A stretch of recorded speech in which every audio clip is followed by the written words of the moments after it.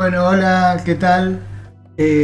Soy Gabo, Gabochi, y preparé unos slides para contarles un poco de qué se trata de un libro que saqué hace muy poquito que se llama Usar pollo con polea, un ensayo filosófico sobre arte digital y otras nerdeadas.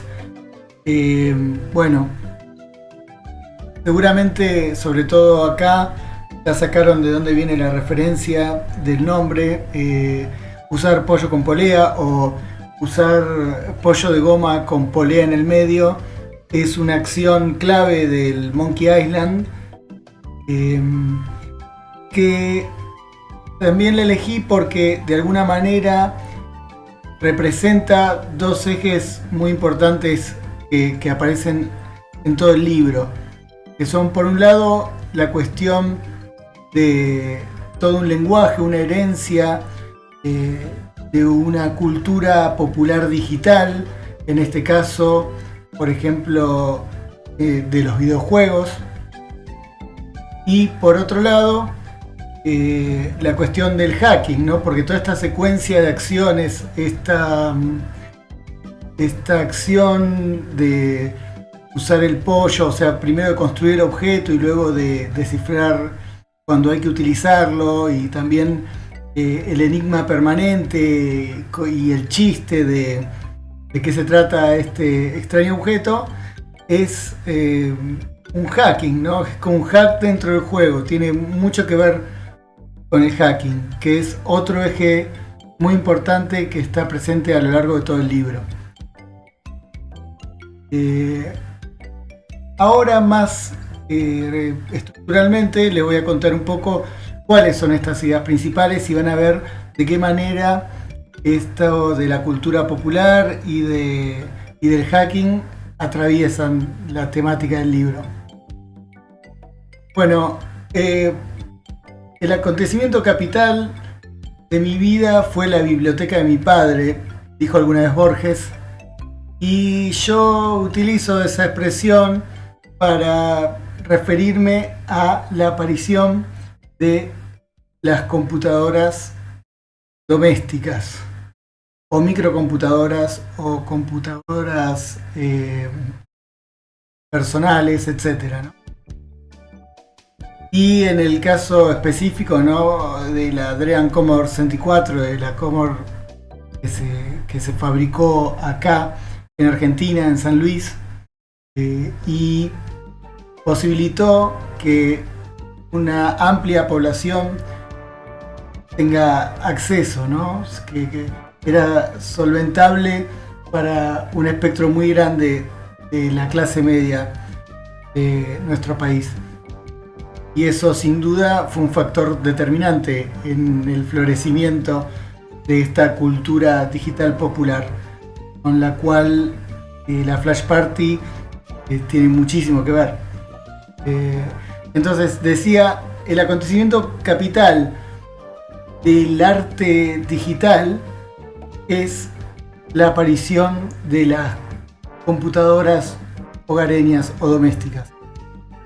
Algunos aspectos de este acontecimiento son, por supuesto, la masividad, porque las computadoras no eran algo a lo cual tenga acceso una parte muy grande de la población del mundo. Estaban reservados en laboratorios, en universidades, y las computadoras hogareñas lo que hacen es trasladar ese objeto, aunque ahora vamos a ver que transformado, a escala masiva, ¿sí? Al alcance de una población jamás vista en la historia. Está muy relacionado a su masividad el aspecto secular de estas computadoras. Lo secular me refiero a que personas, entre comillas, comunes y corrientes tuvieron por primera vez acceso a lo que era una especie de vanguardia tecnológica. Las computadoras, unos años antes, por supuesto que gracias al perfeccionamiento de los transistores y la posibilidad de construir los circuitos en tamaños más reducidos, posibilitó la creación de estos objetos que, como decía, o sea, anteriormente hubiese sido impensado, impensable que estuvieran al alcance de tantas personas, pero también las características de estas personas son remarcables, porque no se trata de especialistas.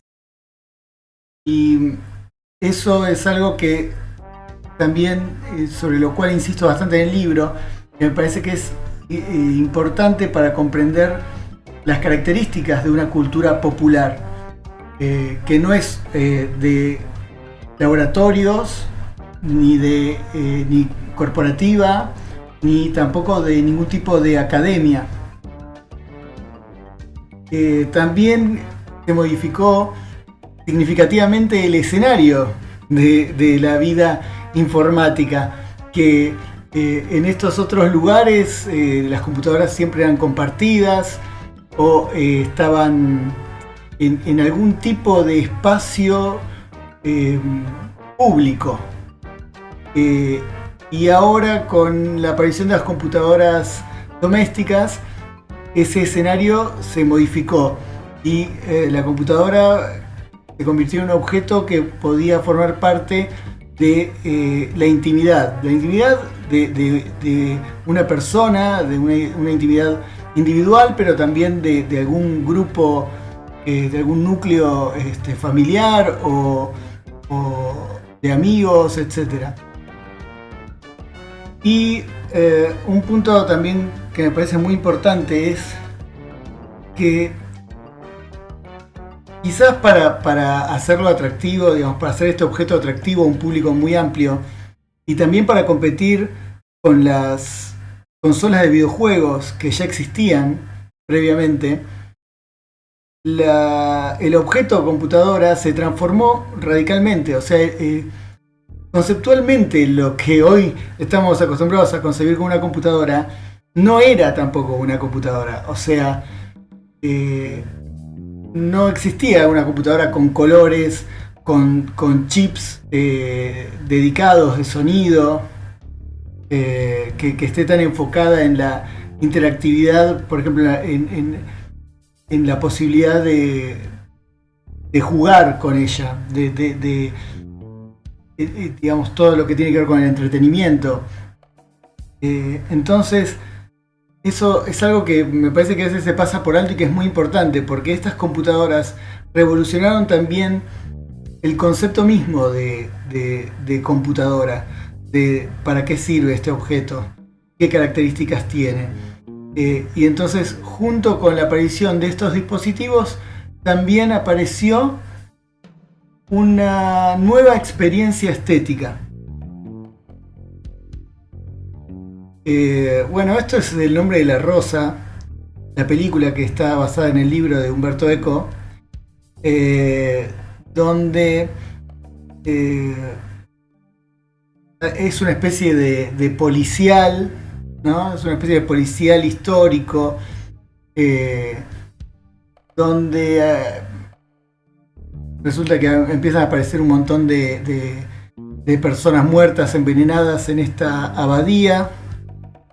Y bueno, les voy a spoilear un poco. La cuestión es que se envenenaban porque en esa abadía, digamos, en la Edad Media, las personas, o sea, básicamente los únicos que sabían leer y escribir y que podían, que se encargaban, ¿no? Los copistas no existía la imprenta, de copiar los libros, eran estas personas religiosas, ¿no? Estos monjes. Y la cuestión es que en la película lo que pasa es que conservaban una copia del libro, un libro que escribió Aristóteles sobre la comedia.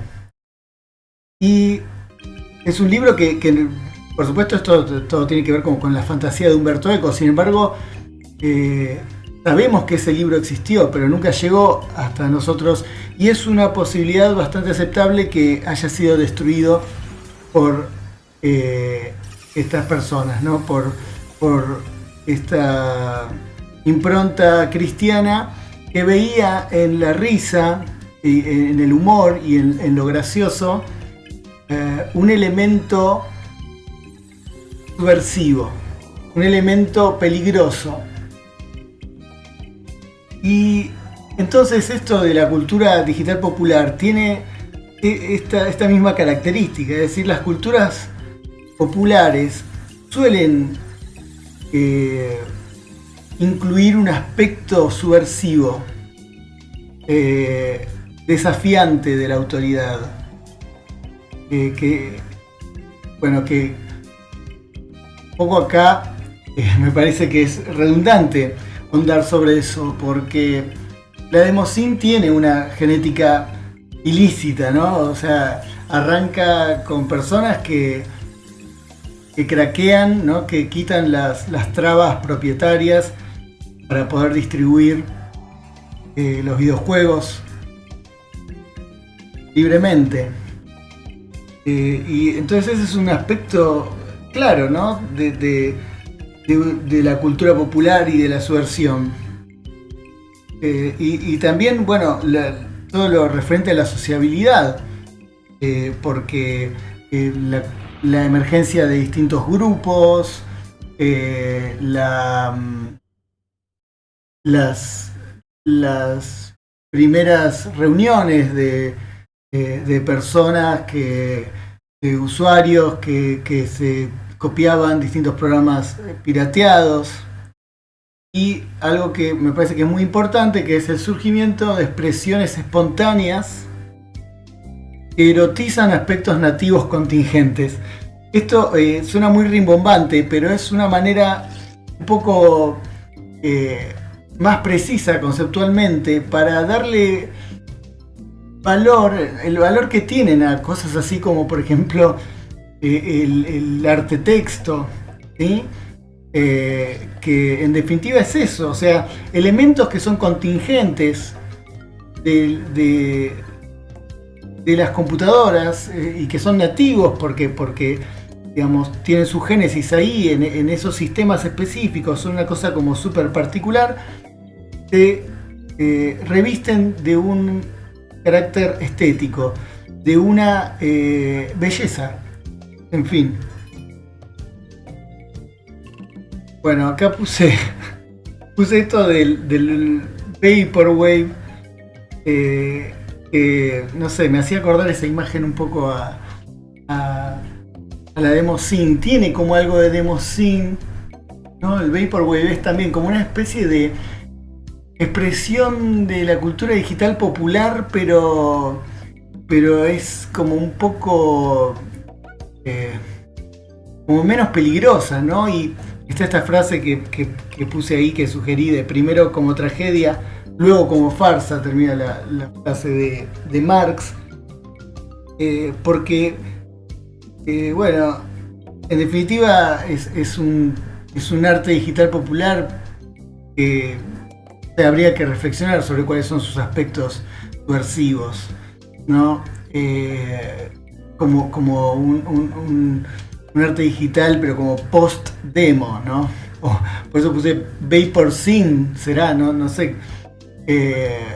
Pero sí, algo que es muy importante es que incorpora el glitch, por ejemplo, como un elemento de su lenguaje.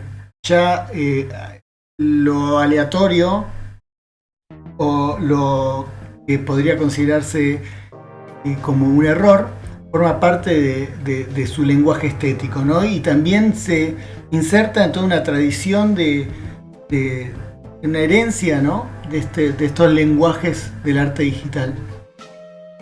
Y bueno, y acá puse la CSEC Wave, que es lo que se viene, para introducirnos un poco en la cuestión política. Entonces, el contenido político del arte digital no es retórico.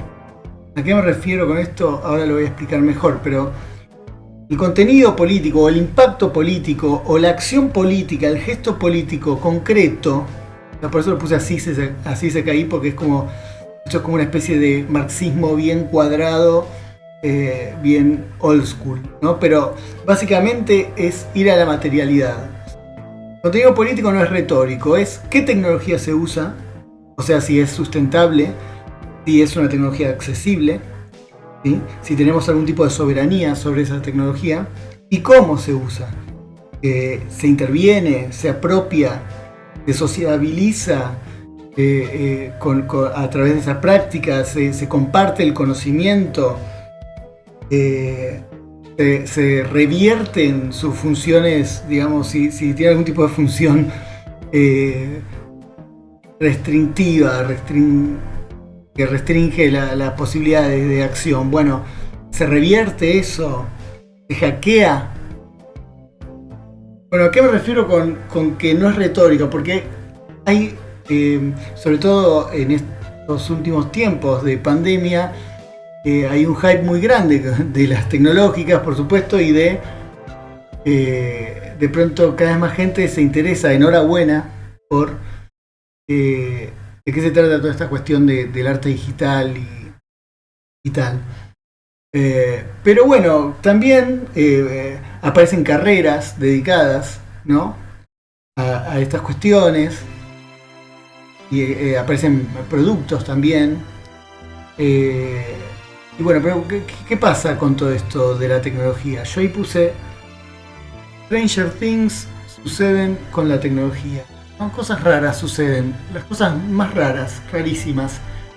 Porque la tecnología tiene muchas trampas. Es algo medio transparente o cargado, o sea, tiene una carga ideológica muy fuerte.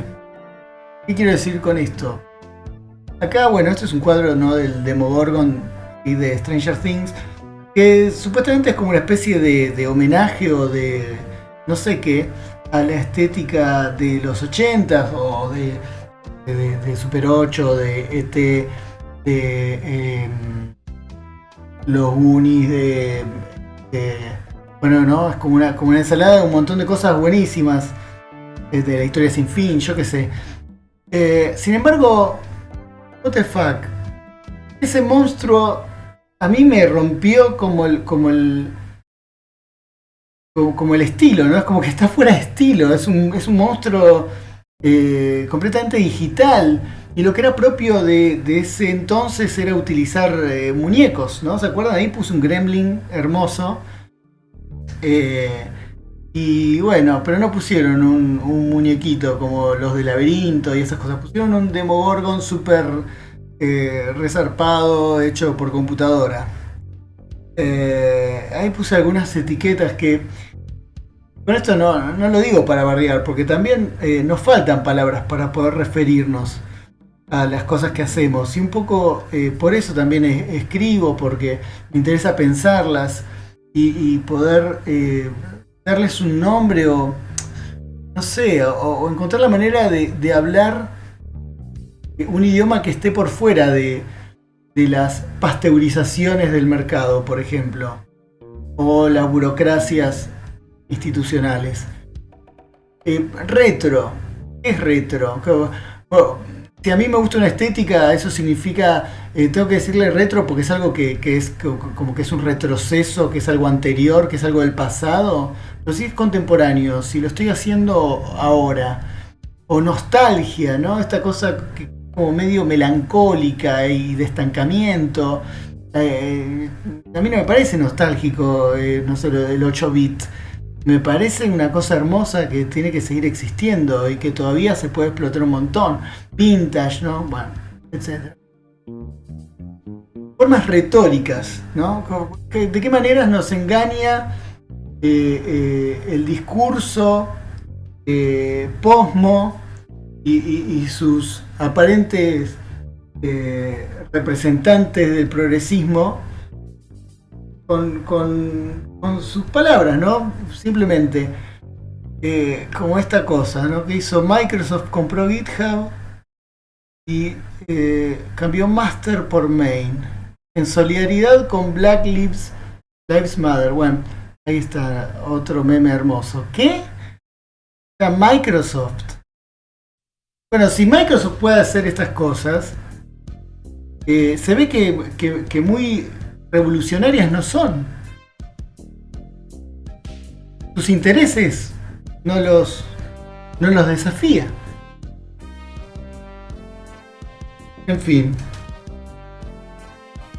Eh, a pesar de toda esta rosca, no es lo que más me interesa, ¿no? Y tampoco es quizás lo más importante del libro. Todo lo anterior es algo que sin embargo yo creía que hacía falta decir, para prestar atención, para también separar los tantos cuando hablamos de los contenidos políticos o de las tecnopolíticas posibles, ¿no?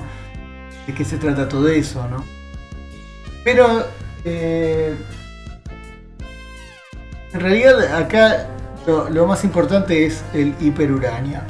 ¿Qué es el hiperuranio? Es la palabra en griego que usó Platón para referirse a lo que es casi literalmente sería como arriba del cielo, como supraceleste, ¿no? Del hiperuranio.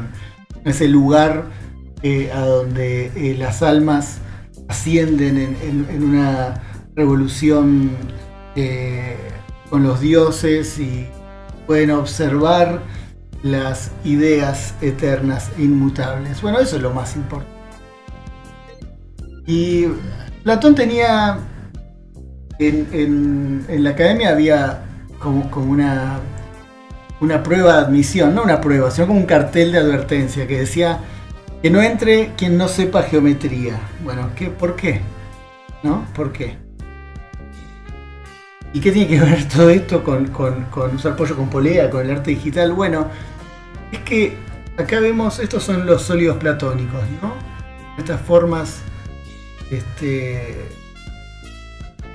tridimensionales, regulares, espectaculares, que solo estas 5 son posibles con estas propiedades. Que Platón flashó que por eso eran los componentes, digamos, los átomos de los distintos elementos que componían todas las cosas. Es decir, básicamente hizo una teoría física atómica que además se explicaba por las distintas irregularidades, de la imposibilidad de cerrar, de armar un material en algunos casos donde las partículas encajen perfectamente. Bueno, a eso le atribuyó entonces la explicación del movimiento y del tiempo. Bueno, todo es una locura, ¿no? Y esto fue escrito hace 3000 años. Pero, ¿qué pasa con todo esto? ¿Qué es lo interesante? La capacidad expresiva de las ciencias formales. Por eso quizás le interesaba, ¿no? a los pitagóricos y Platón, que es un poco también heredero de esa escuela pitagórica, las ciencias formales, la geometría, que era como, bueno, la supermatemática que tenía en ese momento.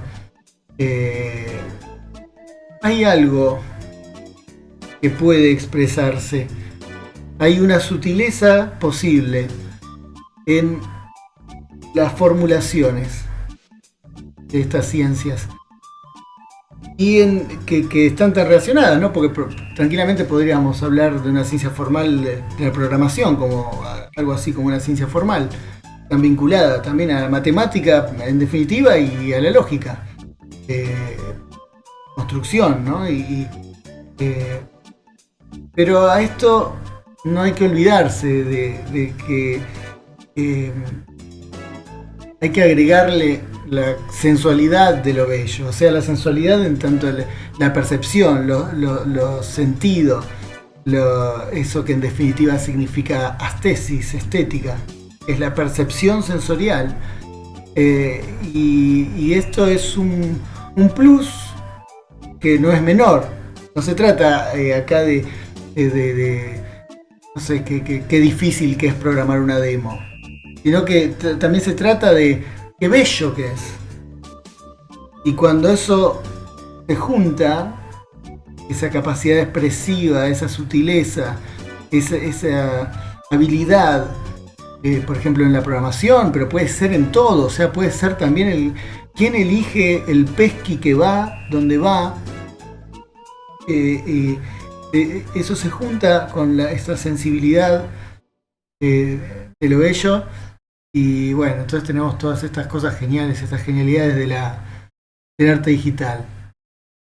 Una nerdeada extrema más, para concluir. Este señor es Gödel.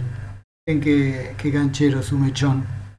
Gödel, bueno, un matemático que ahí puse que hackeó la teoría de números desarrollando un sistema autorreferencial, es decir, de números de tal manera que podían los números hablar de ellos mismos y de otros números.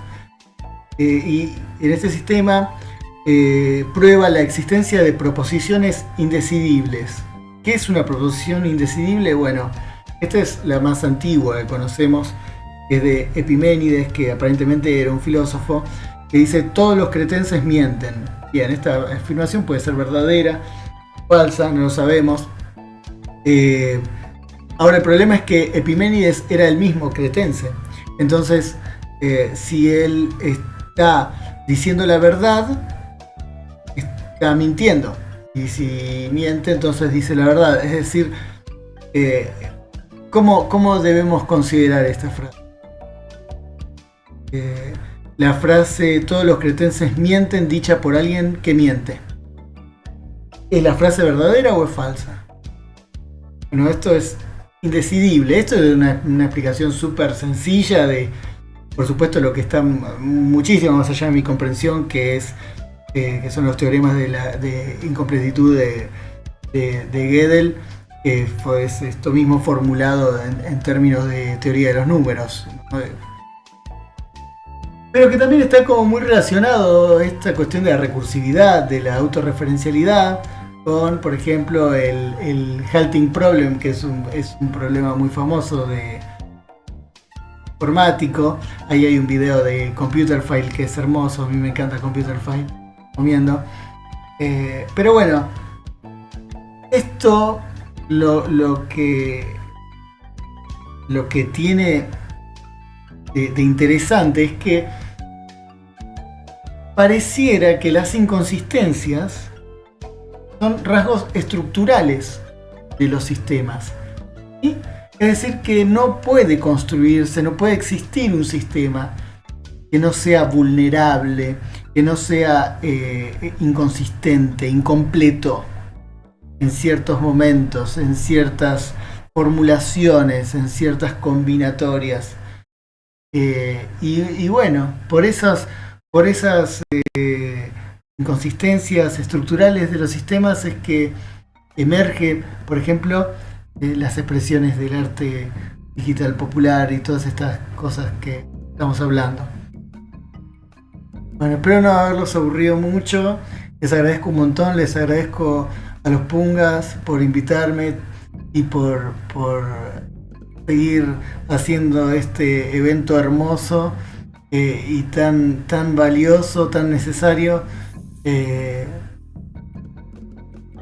Eso, ahí les dejo, ahí tienen mi Instagram y mi blog. Y quieren preguntarme cosas acerca del libro o de toda esta de pavadas que acabo de decir, siéntanse libertad. Bueno, muchas gracias. Hasta luego. Nos vemos por ahí.